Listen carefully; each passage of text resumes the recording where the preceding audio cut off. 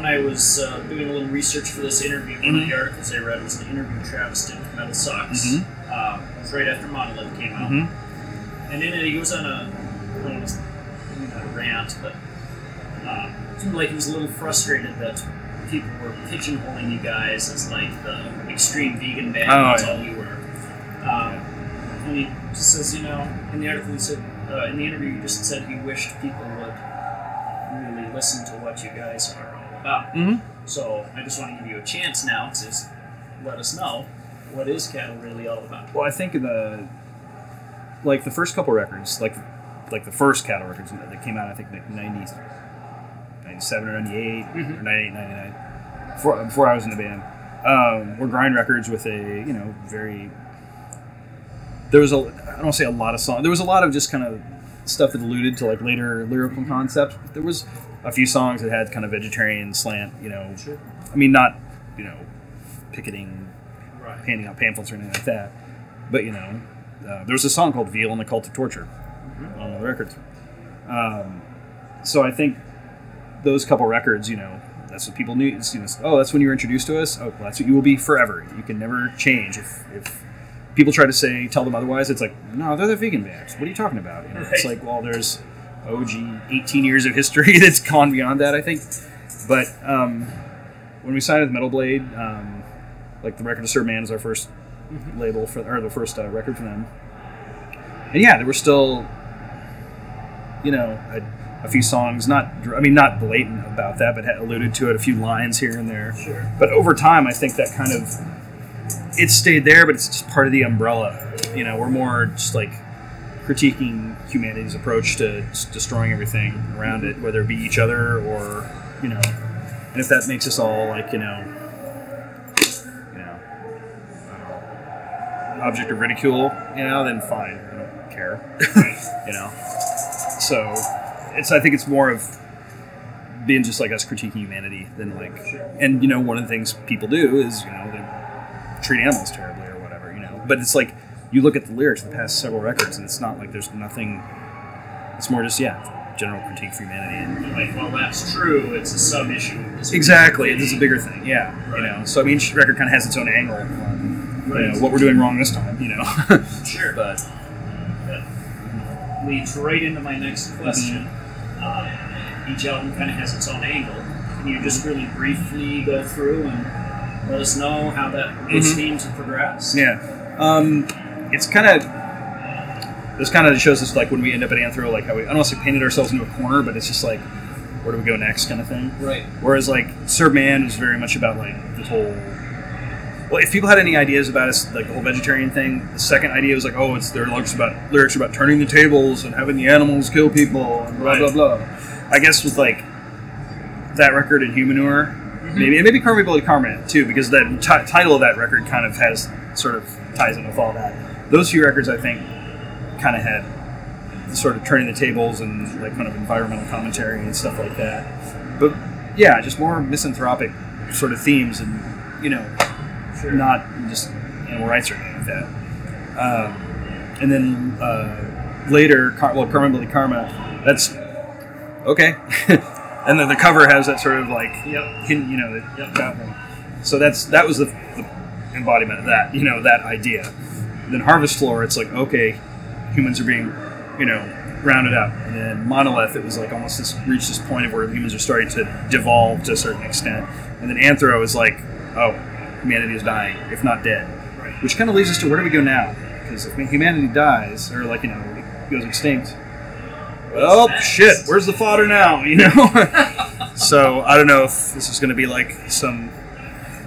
I mean, there's plenty of other bands that sing about space and, you know, alternate dimensions and stuff like that. So, I don't think we're going to do that ever. Let's hope not. So, I don't know where it's going to go. I heard a record by another band that talks about their lyrical content is like 1,000 years from now, humanity has died out except for a few pockets. Now it's about those few pockets starting to grow. Oh, that's cool. One of them is coming back to the old evil ways of mankind, and another one tries to stop to evolve beyond it. Yeah. kind of interesting. Yeah, that's cool. Yeah, I do not envy Travis having to really come up with concepts for that. Right. That's going to be tough. We can just like, oh, music-wise, okay, we're going to do this. Okay, cool. We'll do the best we can. Run with it, you know. Whereas he just like, you know, what are the colors? What's the color scheme going to be? Because we've hit every. It's just like, okay. Sure. There was the green. There was a kind of brownish. There was the red. Then there was a kind of purple, blue. Then there was, you know, yellowish. And then there was super purple, blue. You know, super blue. Blah blah blah. It's like, I don't know. Thinking like a black gray kind of thing. It might have to be. It's like, well, what else are we going to go? So I don't know. We'll see. Who knows? What do you hope your fans take away from the music? Well, I just hope that, you know, being music fans, you know, everyone, it's like, you want to rock out first, and then, you know, maybe you might read the lyrics, you know. Let's hope they do. But people always comment on how much they love Travis's lyrics, so I'm glad people are paying attention and not just, like, wanting brutality or I mean, yeah, there's nothing wrong with that, believe me. But just, you know, taking another look and checking out the artwork and going, oh crap, you know, this lyrics in the third song directly refer to this element on the cover, you know. That's super cool. It's all these little Easter eggs that are kind of buried in there. Sure. And I'm glad when people take a closer look and isn't just like, wow, that's neat artwork, boom. Or don't even buy, you know, I mean, however you want to acquire it, purchase it legally, you know, even if you have like the physical product, or you know, pay for the digital download, or, you know, whatever you do, I just, you know, just read the lyrics or pull them off the website or whatever you want to do. Or, you know, I'm sure there's millions of scans of the lyric sheet or whatever. I'm just, it's an important part of the band.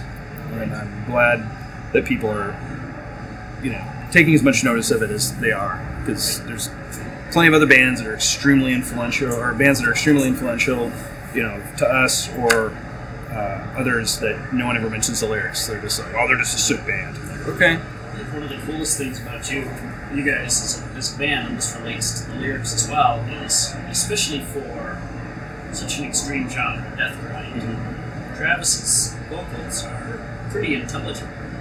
Yeah, he enunciates really well. You can, I mean, it's, if you're someone who's coming from outside, who doesn't have any or very little exposure to that genre, they're just going to hear, you know, blast beats and gurgling, you know, and a bunch of noise.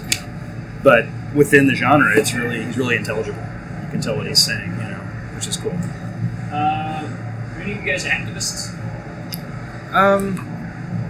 It depends. Like, we're not, like, that's the one thing is people, like always like, oh, well, on the weekends you guys go out and picket and do all that stuff.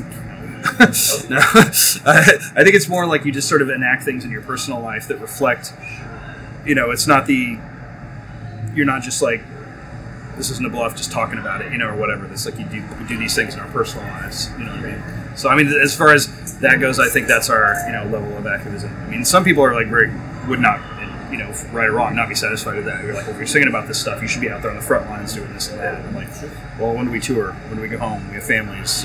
Well, no one has kids, but, you know, loser kind of term for putting these messages out in your music is kind of activism too. Yeah.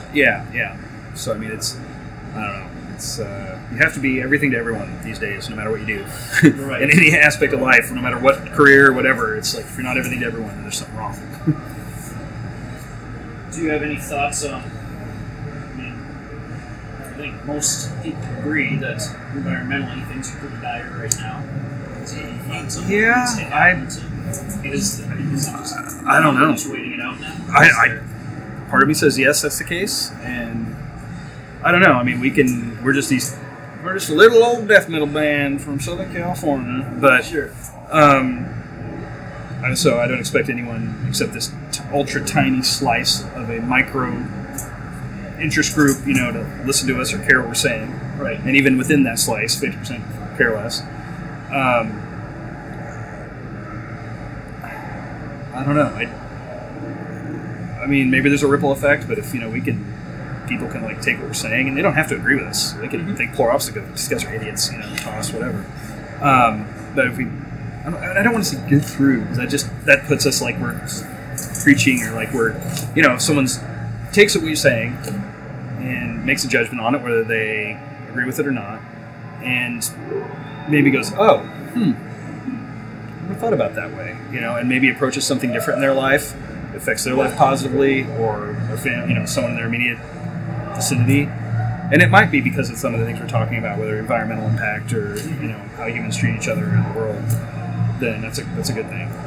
It's like these think globally, act locally kind of stuff. I mean, that's that cliche been around forever. But if we can affect this sort of tiny segment of society, make their world or try to make their world a little bit less obnoxious, And we've been fortunate enough to have people say like, not just like, hey, I became vegetarian because of you, which we've had people say that, but just, and for whatever stock you want to put in it, I'm not saying that they're being insincere at all, but like saying, lyrical content, or like the music combined with lyrics really helps me and, gets me through, whatever stressful events are happening in their life. That's, that's all we can ask for, as a musician. It's just like, it's one of the things you want to be able to do for people, I think. For sure. Yesterday I put up a question on our Facebook page just to say, hey, I get to talk about Decapitation. And anybody have anything they want to ask? So, one of our readers, Aaron Lumsden, says, what gear was used for the guitar tones on the last album?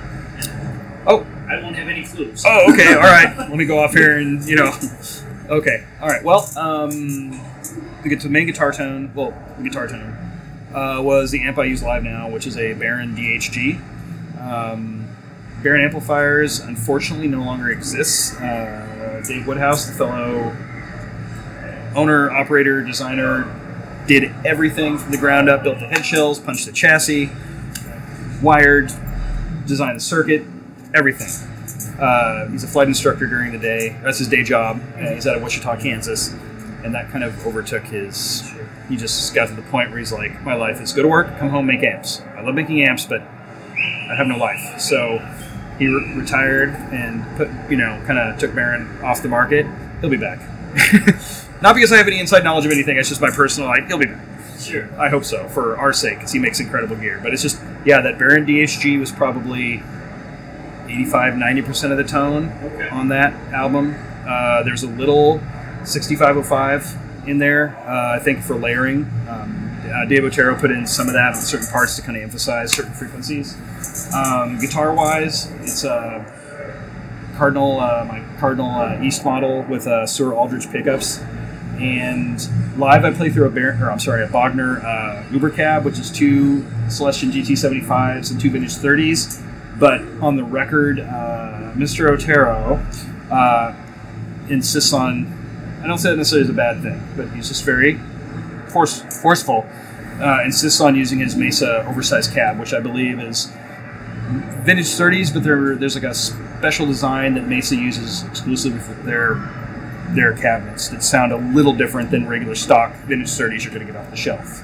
So for me, I'm really simple with my stuff. I don't have I have a pedal board, but it's just very utility. There's not 50 different things I'm hitting, thank goodness. So it's just I'm generally a really guitar into amp in the cab kind of person. I like that raw just sound, you know what I mean? And there's little delays and reverb stuff that's tasty when it's needed, but I'm just more of a just get out there and beat the hell out of it and be loud. So it's that I cannot say enough about both Cardinal and Baron. Baron, rest in peace for now, until it's resurrected later. But Cardinal, he's still around, making guitars, easy to get in contact with online, and for effects, I'm a big Morley person, so Morley wah and all that, and D'Addario strings and Dino Wave cables, ISP stuff too. ISP. Hopefully that all makes sense to Aaron. Yeah, exactly. Just a bunch of numbers and sure. Ones and zeros. I kind of wish I played something, but I don't. I'm just a big fan. Yeah, it's another. I think it's one of those things to like some dudes are if you're into sports or cars or whatever, and just can spit out all these statistics and like model numbers and the rest. It's like it's the same thing with gear. It's like it's a total. Once you get in, you can't get out, unless your wife tells you to. But yes. From Francisco Gonzalez, what are your favorite songs of your own? Oh, okay. Either in general or to perform.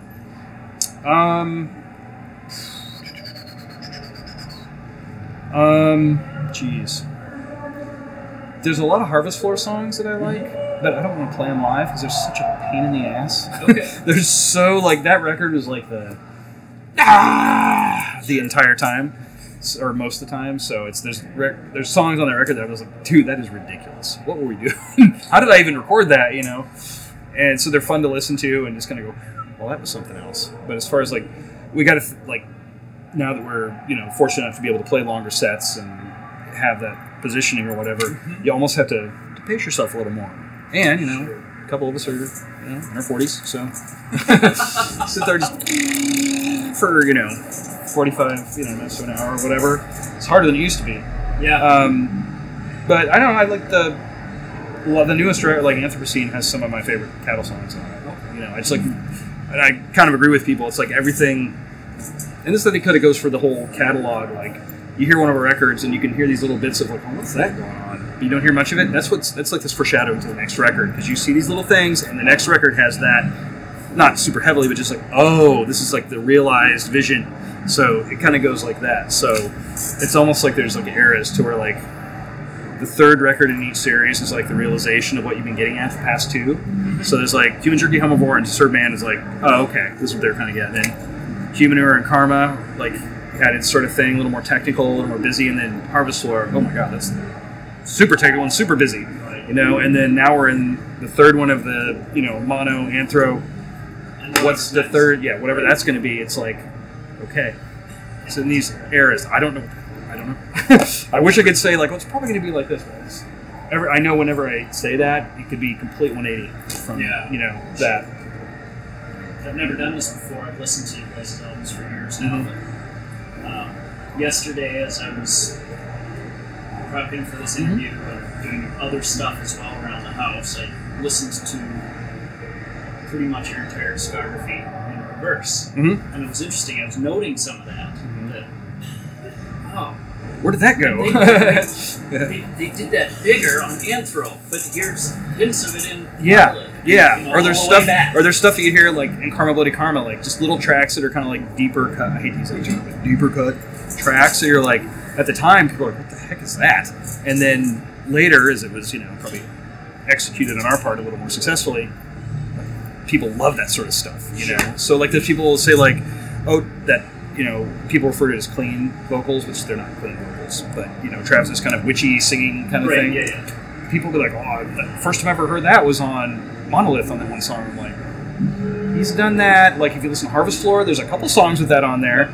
And then even in Karma Bloody Karma, it was at that point, it was just a layer, But if you listen, there it is, So I think he was dabbling at that point and then fully got super confident with it. And, now it's like one of his tools he has, That was one of the ones I noticed. Yeah, that's I it. hadn't cut that before because I hadn't listened to it like that. Yeah, and something else you'll notice in that regard is before there was like sometimes like layering where it was like all the time, like there was a high voice and a low voice kind of going for long stretches. Now it's like that's used as like a dynamic, like an emphatic sort of thing, and now it's more like it's still a lot of trading off, but it's still him, doing that sort of screechy witch thing, and then kind of scream, and then the growl, and then more of like he calls them his mids, but more like the angry dad, like the just that kind of thing. So that's great.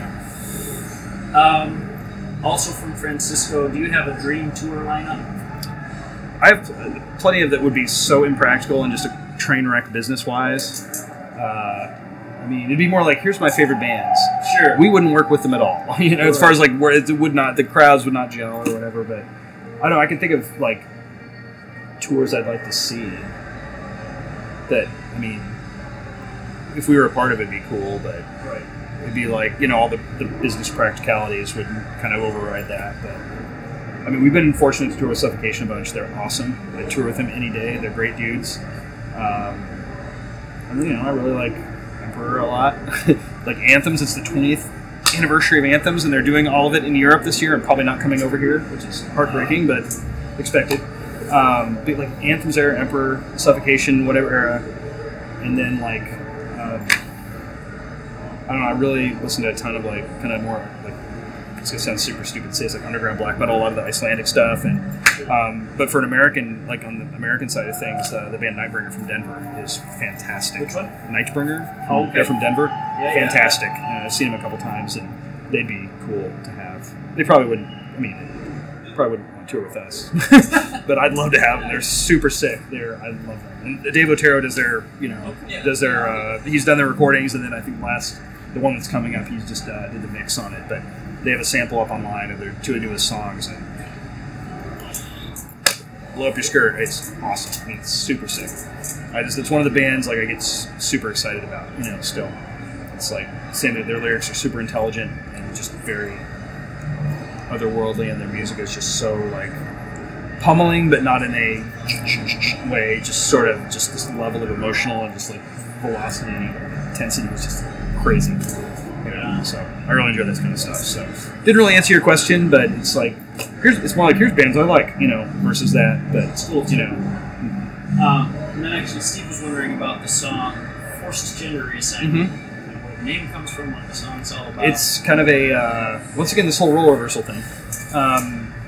There were a lot of this is like Westboro Baptist Church and all that stuff. Sure. Actually, Derek, our bass player, like when he lived in Topeka, he lived like a block away from that compound. It's kind of putting people who want to condemn like someone who's like I don't want to say transgender or anything like that, just like who's going to condemn people with certain lifestyles, put them in the place of that person, like force them to have a gender. It's kind of a brutal way of conveying that, but having that forced gender reassignment and being looked upon society unfavorably just because of who they are, so it's a sort of once again table turning kind of lesson learned sort of cautionary tale and fable all in one, sort of thing. Any last thoughts? No, thank you for spending the time and hearing me stumble over my own words for however long. Great interview. Good. Thank you very much. Thank you, sir. Yeah, thank you.